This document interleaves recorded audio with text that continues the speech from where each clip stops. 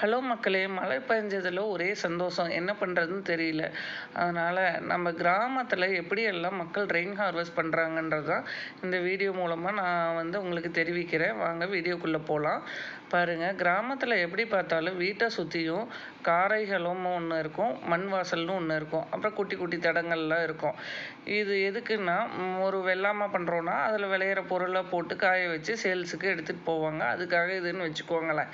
ஆனால் இதில் வீட்டு மேலே வர தண்ணி, வீட்டை சுற்றி இருக்கிற வாசலில் வர தண்ணி, வாய்க்காலில் போகிற தண்ணி, குட்டி குட்டி தடங்கள் இருக்கும். இதில் போகிற தண்ணியெல்லாம் சேர்ந்து அவங்க குட்டி குட்டியாக ஒவ்வொரு வயல்லையும் ஒவ்வொரு வெள்ளாமை பண்ணியிருப்பாங்க.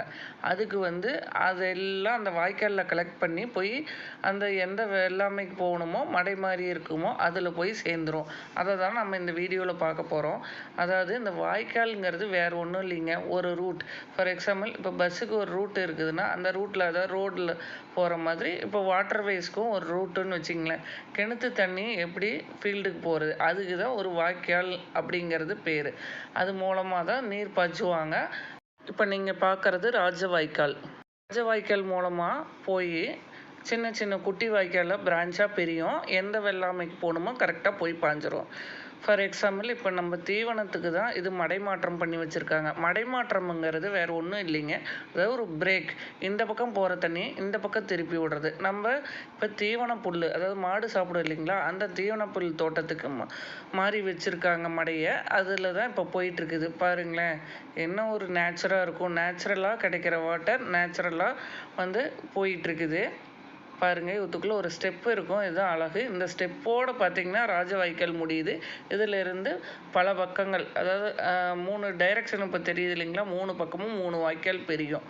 பாருங்கள், இப்போது அந்த தீவன புல்லுக்கு தான் போய் ஃபைனலாக அதோட டெஸ்டினேஷனை ரீச் பண்ணிருச்சு. இப்படி தாங்க கிராமத்தில் மழைநீர் சேகரிப்பாங்க. இன்னும் ஒரு சிலர் குடத்தில், ட்ரம்மில் அந்த மாதிரி பிடிச்சி வீட்டு யூஸ்க்கும் நல்ல தண்ணியில் பாத்திரங்கள்லாம் கழுவுனா நல்லா இருக்குன்னு சொல்லி அதையும் சேவ் பண்ணி வைப்பாங்க. பட் மெயினாக தோட்டம் இருக்கிறவங்க இந்த மாதிரி போய் தண்ணி பாய்ச்சிரும். அடுத்தது நம்மளுக்கு பார்த்திங்கன்னா இன்னொரு சர்ப்ரைஸ் இந்த வீடியோலேயே அட்டாச் பண்ணியிருக்கேன். வாங்க பார்க்கலாம். இந்த சர்ப்ரைஸ் என்னென்னா, மயில் வீடு தாங்க. அதோட பீகாக் ஹோம் டூர் பார்க்க போகிறோம். வாங்க.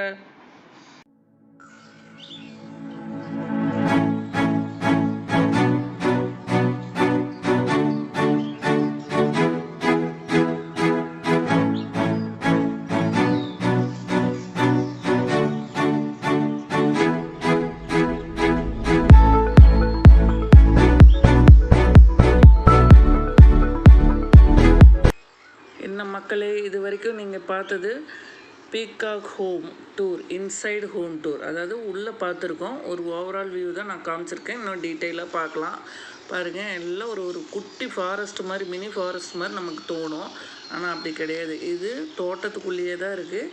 இது மாமா வீட்டு தோட்டம். அவங்களோட கிணறு பக்கத்தில் ஒரு குட்டைக்கரை இருக்குது அவங்களுக்கு. அந்த கரையில் உள்ள ஒரு மரத்தோப்பில் தான் இது மாதிரி தங்கி இருக்குது. அதை தான் நம்ம இந்த வீடியோவில் பார்த்துட்ருக்கோம். இப்போ வாங்க, நம்ம வெளியில் எப்படி இருக்குதுன்ட்டு பீகாக்கோட ஹவுஸ் டூர் வெளியில் எப்படி இருக்குது, அது எப்படியெல்லாம் என்ஜாய் பண்ணுதுன்னு இதில் பார்ப்போம்.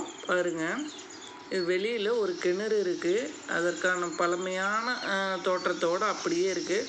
உள்ளே பாருங்கள், நடுவில் ஒரு பெரிய பனைமரம் இருக்குது.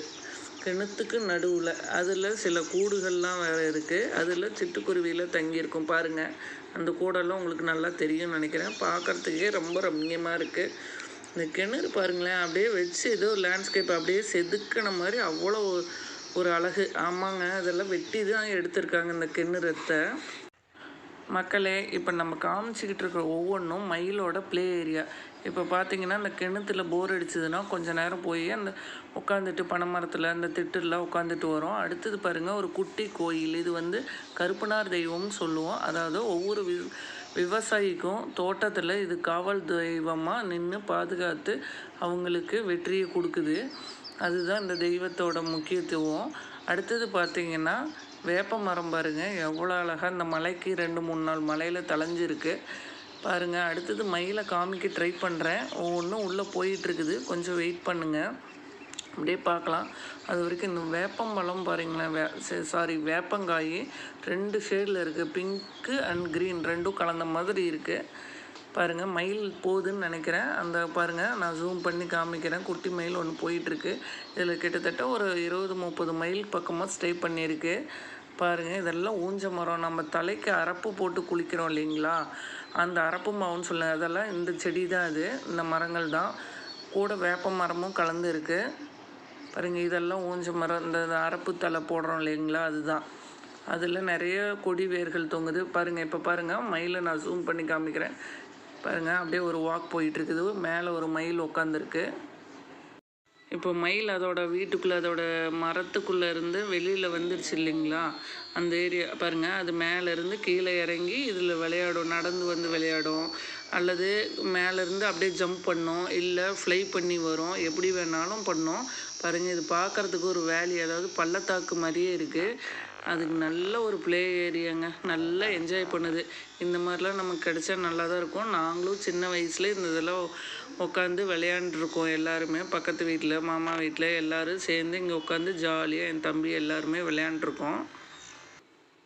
இது ஒரு பக்கம் முடிஞ்சிருச்சுங்க. அடுத்தது பார்த்திங்கன்னா இது வாக்கிங் ஏரியா. அப்படியே எடுத்ததுன்னா அப்படியே விவசாய நிலத்துக்குள்ளே, அக்ரிகல்ச்சர் ஃபீல்டுக்குள்ளே எல்லாம் போயிட்டு அதில் என்ன கிராப்பு, அதாவது வெள்ளாமை வச்சுருக்காங்களோ அதெல்லாம் தானிய வகைகள் அது இதுன்னு இருந்ததுன்னா சாப்பிட்டு வந்துடும். அப்படியே போனோன்னா ரோடு, மெயின் ரோடு வரும். அதையும் தாண்டி அந்த பக்கம் ஏதாவது வேணும்னா போய் சாப்பிட்டு வந்துடும்.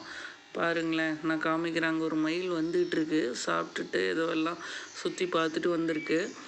இது மாதிரி 10 மைல் 20 மைல் எல்லாமே சேர்ந்து போகும். குட்டி குட்டியாகவும் இருக்கும், பெருசாகவும் இருக்கும். சில சமயத்துக்கு மயில் தோகை விரித்து ஆடும். பார்க்குறதுக்கே அவ்வளோ அழகாக இருக்கும். கிராமத்தோட ரசனையே ரசனை தாங்க. நம்ம அதை சொல்லிக்கவே முடியாது, அதை அடிச்சுக்கவும் முடியாது. பாருங்கள் அந்த மயில் அங்கேருந்து வந்துட்டுருக்கு.